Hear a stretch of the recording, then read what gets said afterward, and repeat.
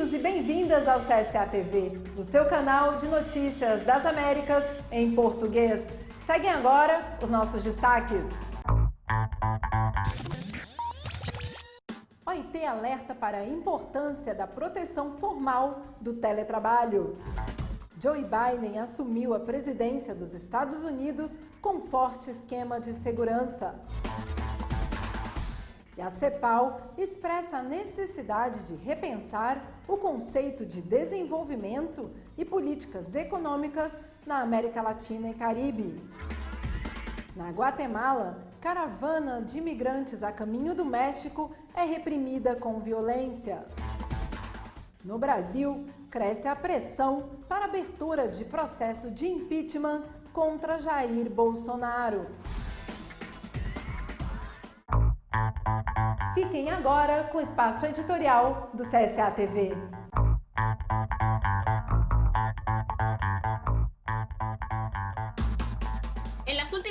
Nas últimas semanas, o mundo vem acompanhando a dramática situação pela qual atravessa o Brasil, país com maior número de mortes pela pandemia de coronavírus na América Latina, contabilizando mais de 200 mil vítimas.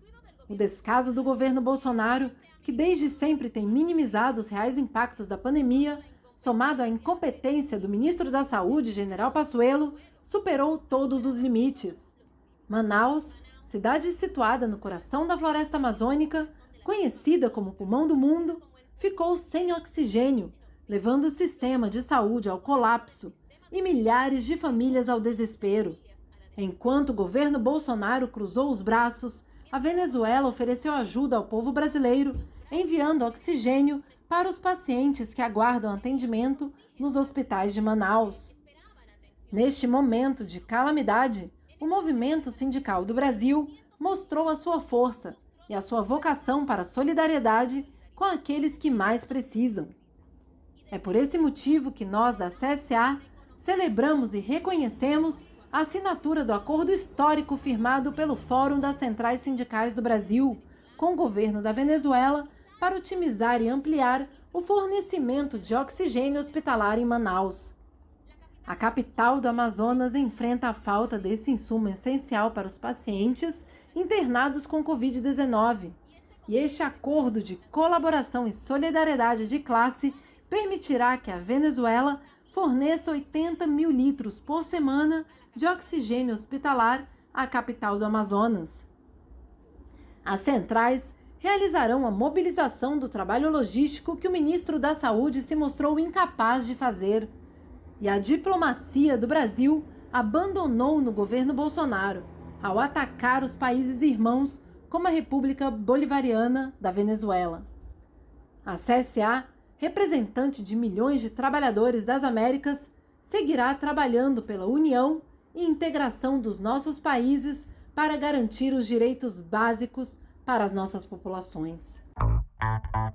No mundo, o número de mortes por coronavírus superou a cifra de 2 milhões de pessoas.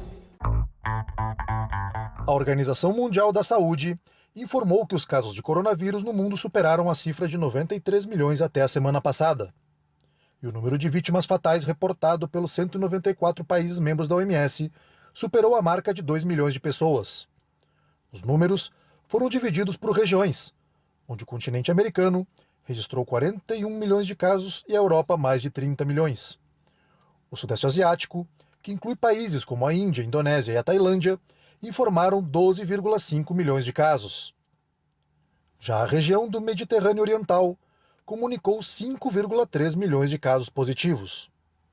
A África, por sua vez, contabilizou 2,3 milhões de infectados. A região do Pacífico Ocidental, onde ficam a China, Vietnã, Austrália e diversas ilhas do Pacífico, registrou oficialmente 1,3 milhões de casos. E a OIT alerta para a proteção formal do teletrabalho.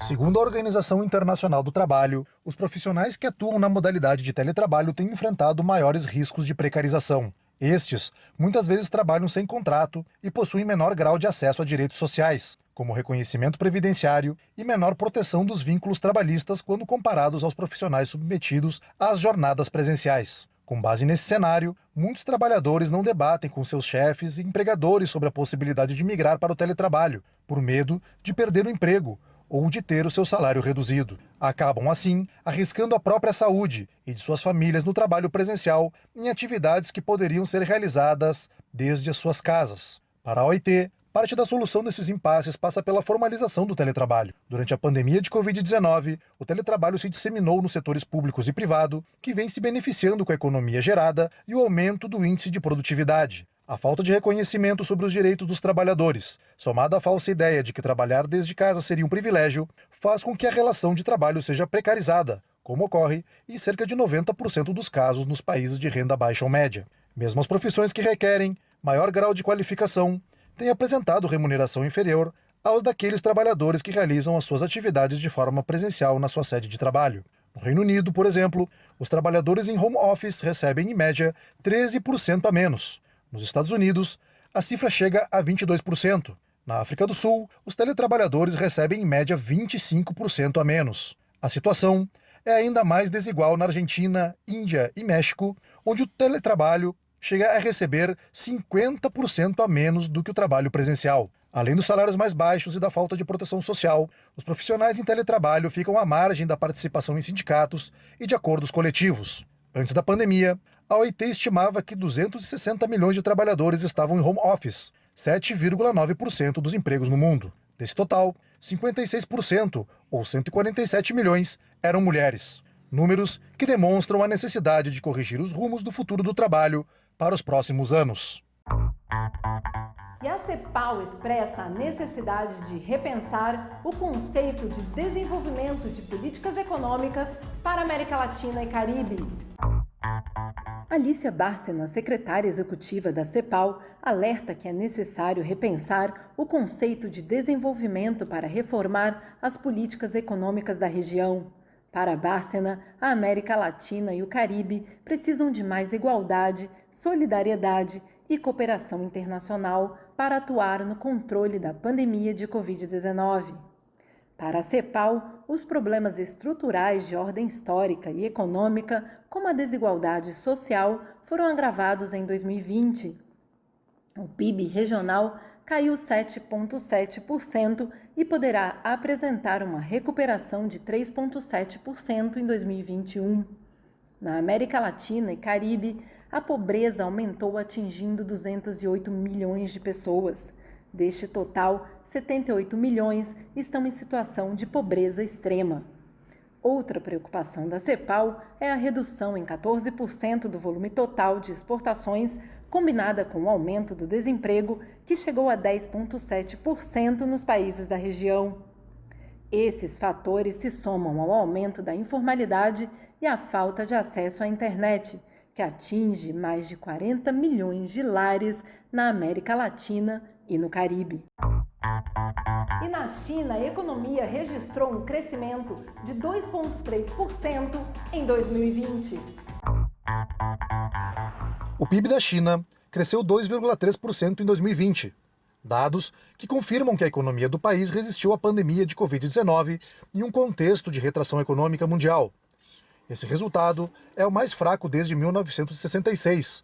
Mas, caso se cumprirem as previsões, a China ficaria situada como uma das poucas economias do planeta em conseguir uma expansão econômica e, especificamente, como a única potência mundial em conseguir isso. No último trimestre do ano, o PIB chinês se elevou a 6,5%, consolidando o caminho de recuperação após a queda de 6,8% entre janeiro e março. Após esse período, a economia subiu 3,2% no segundo trimestre e um 4,9% no terceiro. Em valores nominais, a riqueza total da China subiu no ano passado para 15,68 bilhões de dólares. Enquanto isso, a produção industrial avançou 2,8% em valores globais. Os investimentos em ativos fixos cresceu 2,9% e a taxa oficial de desemprego urbano se manteve nos níveis de 2019, 5,2%. E nos Estados Unidos, Joe Biden assumiu a presidência com um forte esquema de segurança.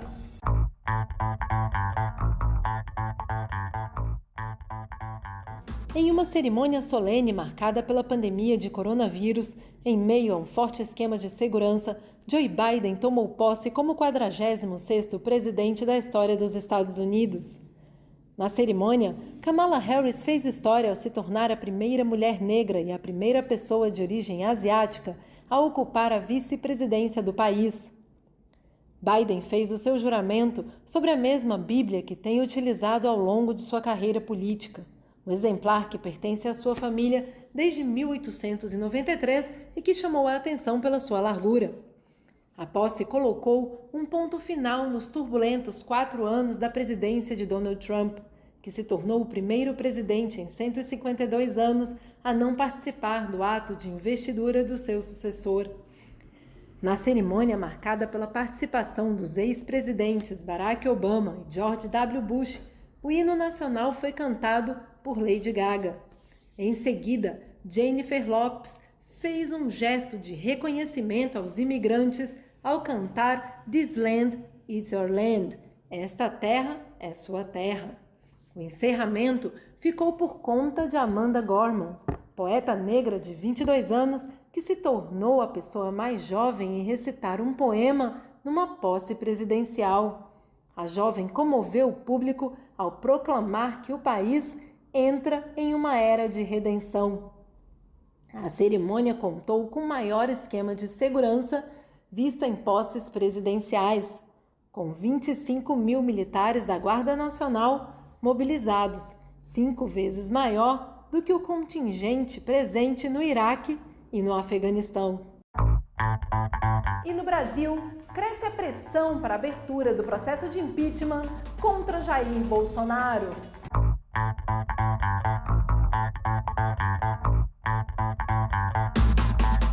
Com mais de 200 mil mortos pela pandemia de coronavírus, falta de oxigênio para pacientes em Manaus e sem qualquer mudança na postura negacionista do governo federal, cresce no Brasil a pressão pelo impeachment de Jair Bolsonaro. Em Brasília, manifestantes representaram outros milhares de cidadãos brasileiros espalhados pelo país que, desde as suas casas, têm realizado panelaços contra o descaso do governo. Durante o protesto na capital federal, a Anvisa aprovava a vacina contra o coronavírus. A vacinação se tornou objeto de disputa política entre governos estaduais e o Palácio do Planalto, dando início a especulações para as eleições de 2022. Após a primeira brasileira ser vacinada em São Paulo, Bolsonaro, que sempre minimizou a real gravidade da pandemia, declarou que, apesar da vacina, o imunizante é do Brasil e não de governos estaduais. O país é o segundo colocado em número de mortes pelo coronavírus, totalizando mais de 209 mil pessoas.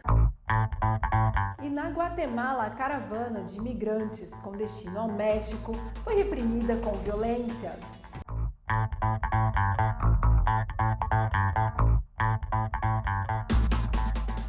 O governo da Guatemala impediu a passagem de 6 mil cidadãos que marchavam rumo aos Estados Unidos. Os 6 mil imigrantes, sem testes de Covid-19, estão agora cercados pelas forças de segurança da Guatemala nas proximidades da fronteira com Honduras. O exército da Guatemala mobilizou mais de 5 mil soldados em 7 departamentos do país e é apoiado por milhares de policiais como parte de um plano organizado pelo governo para não deixar avançar a caravana de imigrantes. Mesmo assim, os cidadãos se negam a retornar, inclusive logo após terem sido reprimidos com bombas de gás lacrimogênio pelo exército e pela polícia enquanto tentavam avançar. Os imigrantes não podem continuar sua trajetória se não cumprirem com um teste negativo de Covid-19, de acordo com o Instituto de Imigração da Guatemala. A migração para os Estados Unidos é motivada pela busca por melhores condições de vida e para se distanciar da pobreza e da violência que acomete o país da América Central, principalmente logo após a passagem da pandemia e da passagem dos furacões Iota e Eta, que atingiram o país em novembro do ano passado. E na reta final do processo eleitoral, o Equador testa sistema de votação.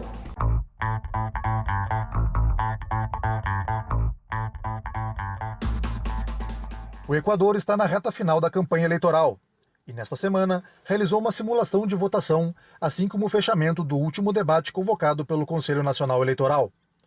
A simulação foi realizada 21 dias antes das eleições nacionais, nas quais 16 candidatos procuram assumir a presidência do Equador. Nas eleições, também serão renovadas as 137 cadeiras da Assembleia Nacional e os membros do Parlamento Andino. A simulação da eleição foi realizada de forma simultânea em 4.275 sessões eleitorais, nas 24 províncias do Equador e em 101 recintos de votação no exterior. A experiência foi acompanhada pelo Programa das Nações Unidas para o Desenvolvimento, a Organização dos Estados Americanos e a Uniore, como observadores internacionais. Também participaram observadores eleitorais, coordenadores de mesas e delegados de partidos políticos. A simulação testou o funcionamento de componentes do sistema eleitoral, de transmissão e publicação de atas e resultados, incluindo o sistema de computação de escrutínio e resultados, o sistema integral de segmento móvel e o sistema informático para a contagem rápida, assim como o plano de riscos e contingências. E neste mês de janeiro, o Fórum Social será realizado virtualmente e com a participação do movimento sindical. A CSI e a CSA, juntamente às organizações sindicais da Europa e das Américas, trabalharão de forma conjunta e coordenada para reafirmar o compromisso do movimento sindical com o Fórum Social Mundial, que será realizado de forma virtual de 23 a 31 de janeiro. O Fórum é considerado um importante espaço de diálogo e de construção de plataformas e iniciativas dos movimentos sociais. As confederações sindicais acordaram em organizar 4 iniciativas autogestionadas como coletivo sindical da CSI e levar os encaminhamentos das atividades para a Assembleia Final do Fórum Social Mundial.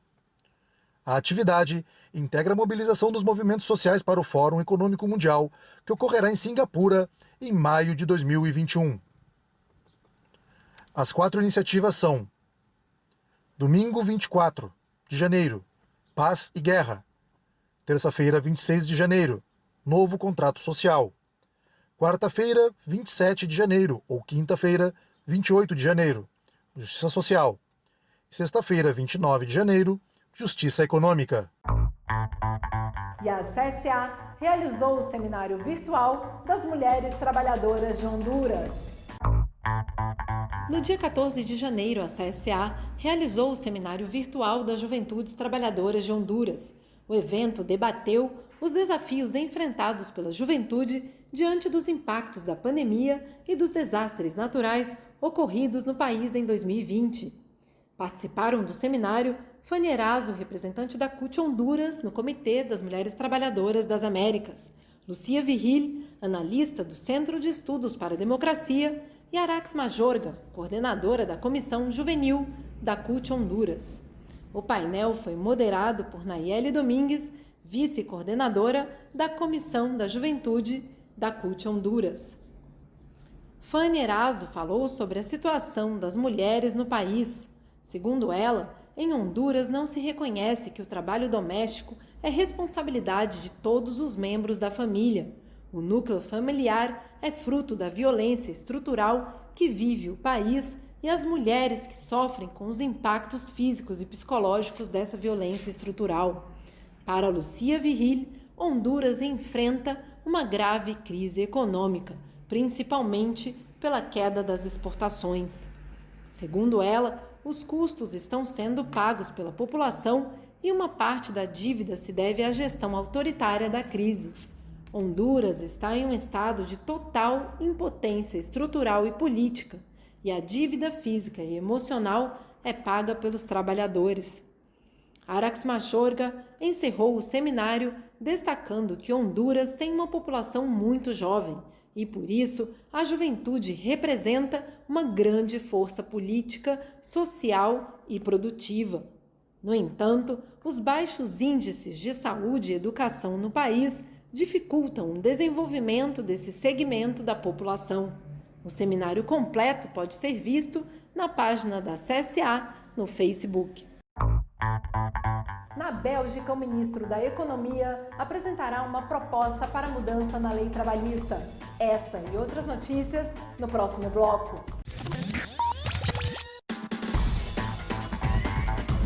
Na Bélgica, o ministro da Economia apresentará uma proposta de mudança na lei trabalhista para garantir a meia jornada aos trabalhadores que forem se vacinar. A medida buscará a colaboração de empresários e de sindicatos.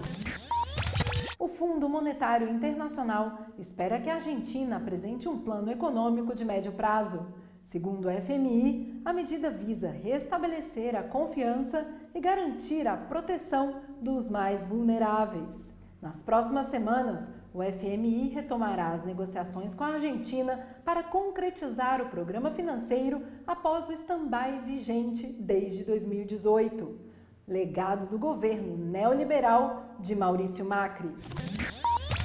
A central sindical PIT-CNT denunciou as manobras do governo uruguaio para acelerar a aprovação de uma reforma da Previdência no Uruguai. O curto prazo estabelecido para a análise da proposta é objeto de crítica pelos impactos que a medida poderia gerar no curto, médio e longo prazo. Ramon Ruiz, representante dos trabalhadores do Banco de Previsão Social, reconheceu o esforço da Comissão Oficial de Especialistas que analisou os detalhes da reforma. Ao mesmo tempo, alegou que a mesma comissão apresentou um parecer em apenas 2 meses de trabalho, sem realizar qualquer debate com os sindicatos e movimentos sociais. Para ele, a pressa para aprovar a medida evidencia a falta de diálogo e a transparência do atual governo para discutir uma reforma da Previdência Social que poderá afetar a milhares de cidadãos uruguaios. Cannabis medicinal e legalização do autocultivo.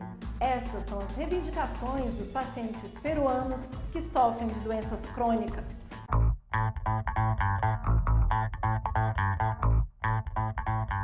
O uso medicinal de cannabis foi regulado no Peru, seguindo a tendência de outros países da região, como o Uruguai e a Colômbia.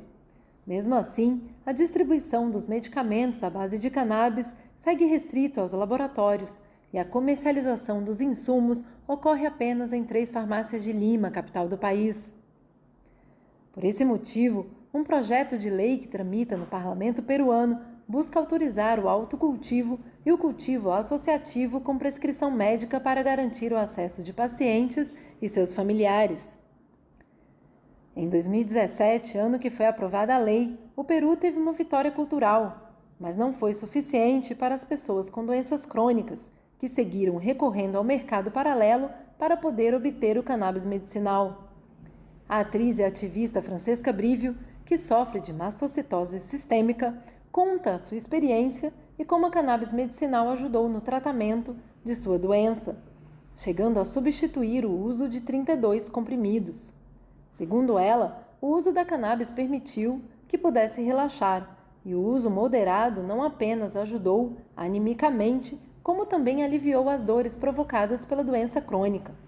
Não havia me sentido tão bem em tanto tempo, disse Francesca.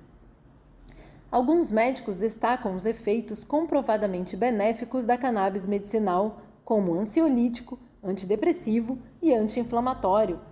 Especialistas em medicina endocannabinoide apontam que o uso tem eficácia para pacientes com glaucoma, mal de Parkinson, epilepsia refratária e fibromialgia. Francesca Brivio e a Federação de Cannabis Medicinal Peruana incentivam desde outubro de 2020 a aprovação do novo projeto de lei no Congresso para permitir o autocultivo e o cultivo associativo com fins medicinais. A lei continua tramitando no Congresso enquanto os pacientes aguardam pelo acesso a tratamentos com eficácia comprovada no alívio de suas doenças crônicas, superando antigos preconceitos. Sou Carol Coelho, desde a sede continental da CSA em Montevidéu, no Uruguai. Muito obrigada por nos acompanhar.